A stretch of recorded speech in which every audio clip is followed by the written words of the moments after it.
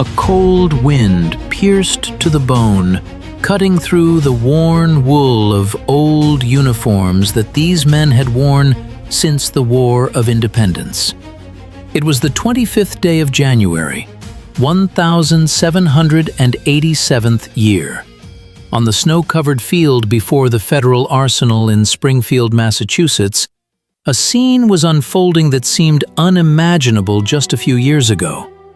The very people who had fought shoulder to shoulder against the British Crown now stood facing each other, separated not only by a strip of frozen land, but by a deep chasm of misunderstanding and despair. On one side were government troops, defending the law and order of the young republic. On the other, thousands of farmers, veterans, and debtors who felt that the country for whose freedom they had shed blood had betrayed them. It was a moment of truth, when the American dream, barely born, risked drowning in its own contradiction.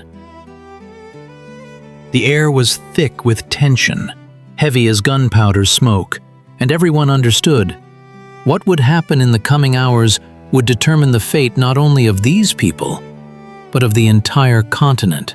To understand how heroes of war turned into outcasts ready to storm government buildings, we need to rewind time to the moment when the last salvos of the War of Independence died down, giving way to the frightening silence of peaceful life.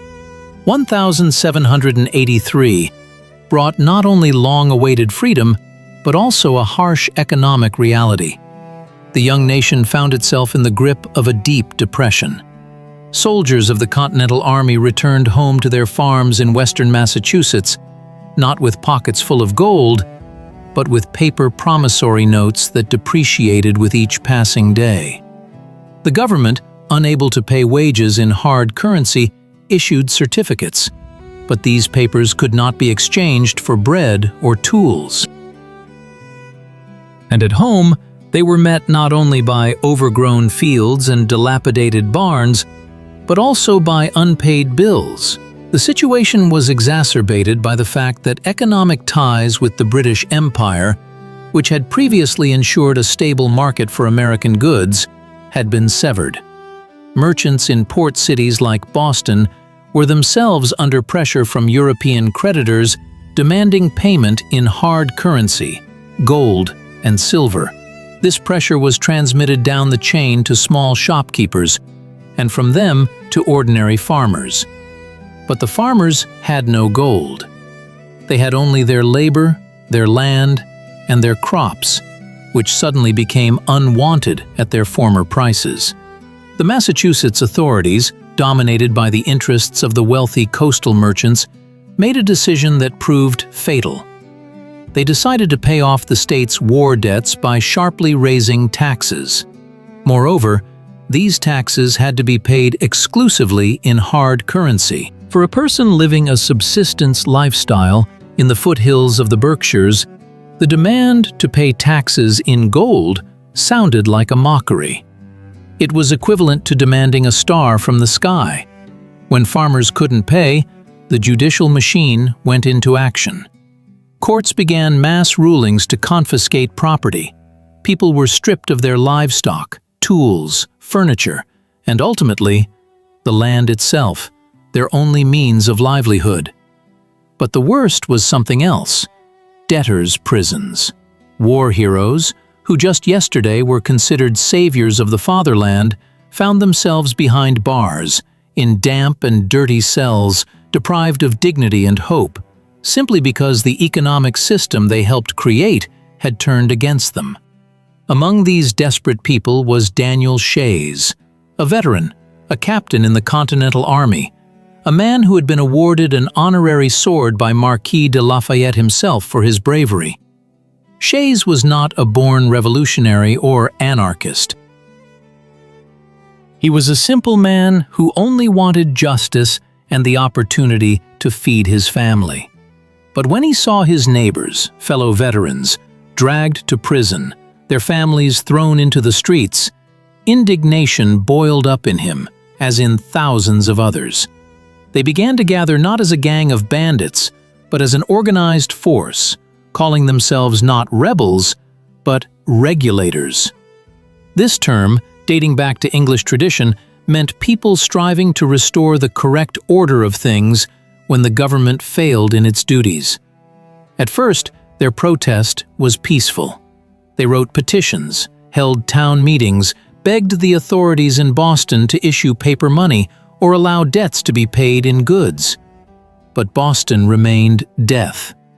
Governor James Bowdoin, representing the interests of creditors, saw in these requests only a threat to property rights and economic stability. For him and his circle, the sanctity of a contract was above humanitarian considerations. The authorities' response was harsh. No concessions. The law is the law. And then the regulators moved to action. In the autumn of 1786, they began to block the work of the courts. Their logic was simple and ironclad. If the court is not in session, it cannot rule on the confiscation of land or the imprisonment of a debtor. This was a tactic of direct action, and it worked. Armed with muskets and clubs, farmers surrounded courthouses in Northampton, Worcester, and other towns, preventing judges from entering. They stood in silent, formidable ranks, a living reminder that power comes from the people. But success went to the movement's head, and the authorities' refusal to compromise only radicalized sentiment. Gradually, local skirmishes escalated into a full-scale rebellion. Governor Bowdoin, realizing that the situation was getting out of control and that the state militia often sympathized with the rebels, made an unprecedented decision. He appealed to wealthy Boston merchants to finance the creation of a private army. About 4,400 soldiers were assembled under the command of General Benjamin Lincoln, an experienced military leader. This was a signal. The time for negotiations was over. By January 1787, the conflict had reached a boiling point. The rebels understood that against a regular army with artillery, they had little chance unless they armed themselves properly. Their eyes turned to Springfield. There, in the federal arsenal, were vast stores of weapons, 7,000 muskets, tons of powder and lead, and artillery. Seizing this arsenal could shift the balance of power, transforming scattered farmer detachments into a formidable war machine capable of dictating terms to Boston. Shays and other rebel leaders, such as Luke Day and Eli Parsons, developed an attack plan. They decided to strike the arsenal from 3 sides simultaneously, encircling its defenders. However, fate, as often happens in history, intervened in people's plans in the form of a simple coincidence and human factor. Coordination in an era without radio and telegraph depended on messengers. Luke Day, one of the key rebel commanders, sent Shays a letter informing him that his unit would not be ready for the attack on January 25th, and asked to postpone the offensive by 1 day, to the 26th. But this critically important document never reached its recipient. The messenger was intercepted by government troops. Shays, unaware, led his men forward, confident that Day would support his attack at the appointed time. The arsenal was defended by General William Shepherd. Under his command were about 1,200 militiamen. Shepherd was in an extremely difficult position. He did not have formal permission from the federal government to use weapons from the arsenal he guarded. He essentially had to unauthorizedly open the warehouses to arm his men, understanding that in case of defeat, he could be prosecuted. But even heavier was the moral burden. He knew many of those who were attacking him. These were his former comrades in arms, neighbors, people with whom he had shared bread by the campfire during the war. The thought of having to give the order to fire on his own people was unbearable. But the duty of an officer demanded standing to the end. And so, January 25th arrived. Snow crunched under the boots of 1,500 rebels as they emerged from the forest and marched towards the arsenal. They marched in disordered ranks. Many wore simple farmers' smocks, others remnants of old uniforms. Homemade banners fluttered above the column. The faces of the people were grim and determined. They believed in the righteousness of their cause. They felt they were acting just as patriots had acted in 1775, rebelling against tyranny. Only now, the tyrant in their eyes was not King George III, but the elite of Boston. General Shepherd watched their approach. He saw the column slowly but inexorably close the distance. When the rebels were about 100 yards away, Shepherd ordered a warning shot from a howitzer. The roar of the cannon tore through the frosty air, but the cannonball flew over the heads of the advancing men. This did not stop them. Shays and his men, hardened by battle, decided that the arsenal's defenders were merely trying to scare them, that they would never dare to shoot to kill their brothers. The column continued its advance, quickening its pace. Shepherd understood that the time for hesitation was over. If he let them get closer, hand-to-hand combat would ensue, in which the numerical superiority of the rebels could play a decisive role. He gave an order that would forever remain a dark stain in his memory and in the history of the state. Cannons, loaded with grape shot, were aimed directly at the center of the advancing column. A volley followed. A deadly hail of lead struck the dense ranks of men. The effect was instantaneous and terrifying. 4 men fell to the snow, their lives ended in an instant. Dozens were wounded. It was a shock. The rebels, who expected negotiations or, at worst, warning shots, were confronted with the brutal reality of civil war. They saw the blood of their comrades on the white snow, and their resolve instantly crumbled. Panic erupted in their ranks. No orders from Shays, no calls to hold the line could stop the chaos. Men who had been through the hell of war with the British were not prepared for the psychological blow of war with their own government. The formation broke, and the rebel army fled, leaving the wounded and dead on the battlefield. They fled north, driven not only by fear of artillery, but also by deep disappointment. This event, an armed clash between Americans and Americans a few years after the triumphant victory over England, shook not only politicians in Philadelphia and New York, but also the entire international community. Across the ocean, in the luxurious palaces of Europe, monarchs and their ministers watched the news from the New World with ill-concealed satisfaction. For them, the chaos in the American Republic was confirmation of their long-held beliefs. Democracy is unviable. They predicted the rapid collapse of the United States, believing that without the strong hand of a monarch, society would inevitably descend into anarchy. British newspapers wrote that the experiment with a republic had failed, and soon the former colonies would beg to be returned under the protection of the crown. But in America itself, the effect was different. The events in Springfield were a cold shower for the political elite.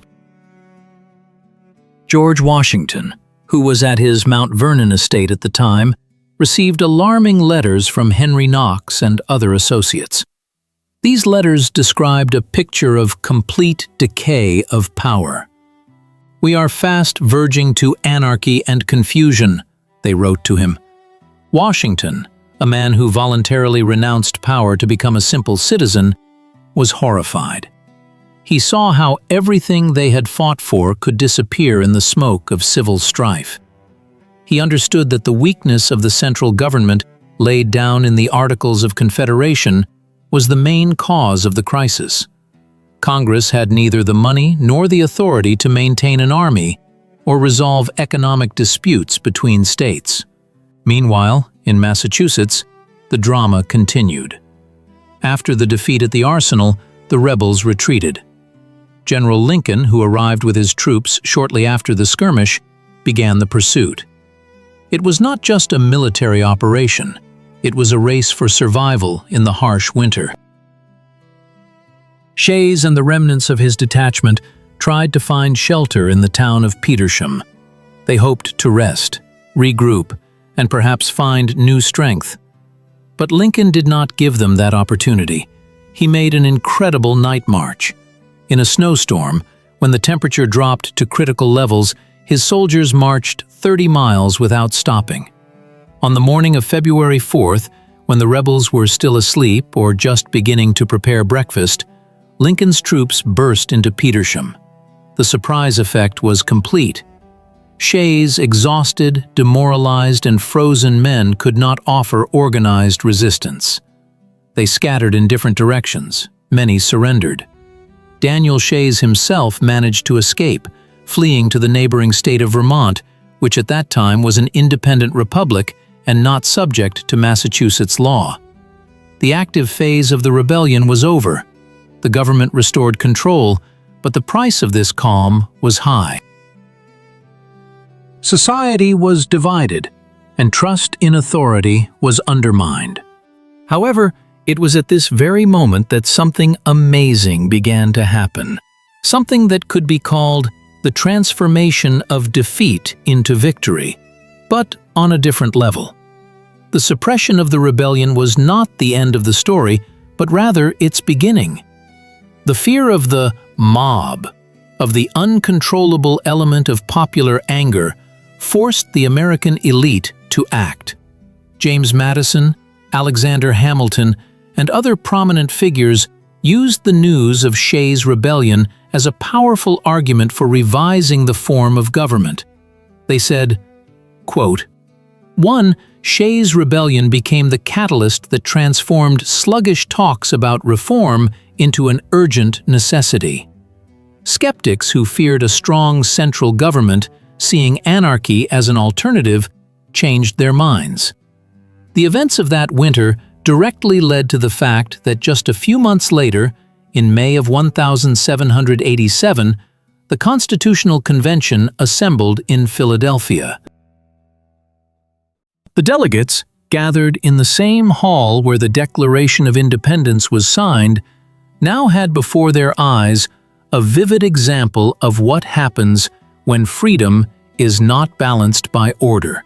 Paradoxically, it was the actions of Daniel Shays and his regulators aimed against the existing system that led to the creation of an even stronger and more centralized system of government than the one they rebelled against.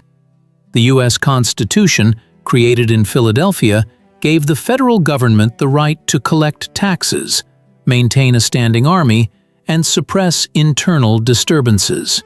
Article 1, Section 8 of the Constitution, which gives Congress the power to call forth the militia to execute the laws of the Union, suppress insurrections, and repel invasions, was a direct response to the events in Springfield. But the history of Shays' Rebellion also has another, deeper, human layer. After the military phase ended, a process of reflection and reconciliation began. The authorities of Massachusetts, initially intent on severely punishing the instigators, soon realized that mass executions would only exacerbate the division. Several death sentences were passed, but most of them were subsequently overturned or commuted. Daniel Shays himself, who was hiding in Vermont, received a pardon a year later. He died in poverty and obscurity many years later, in 1825, but his name remained in history forever. This act of mercy demonstrated the wisdom of the young republic. Americans understood that civil peace cannot be built on gallows. It was necessary to eliminate the causes of discontent, not just its symptoms. Gradually, the economic situation improved, new laws eased the plight of debtors, and the sharpness of the conflict subsided. However, the lesson was learned forever. Democracy is not only the right to vote, it is a fragile balance between the interests of various groups in society. a balance that requires constant attention and protection. Today, looking back at the events of 200 years ago, we see in them a mirror of many contemporary problems. Shays Rebellion poses eternal questions to us. Where does the line between legitimate protest and rebellion lie? What to do when the economic system leaves entire segments of the population behind? How should the state react to the anger of its citizens, with armed force or with reforms? Those farmers in the snow-covered field were not villains. They were people driven into a corner, people who felt their voices were not heard. And their tragedy is that they had to take up arms to be heard. The government's success in suppressing the rebellion indeed strengthened federal authority, but it was a Pyrrhic victory in a moral sense, until the Constitution was adopted, which offered a more perfect mechanism for resolving contradictions. We see how history moves in a spiral. Conflict breeds chaos.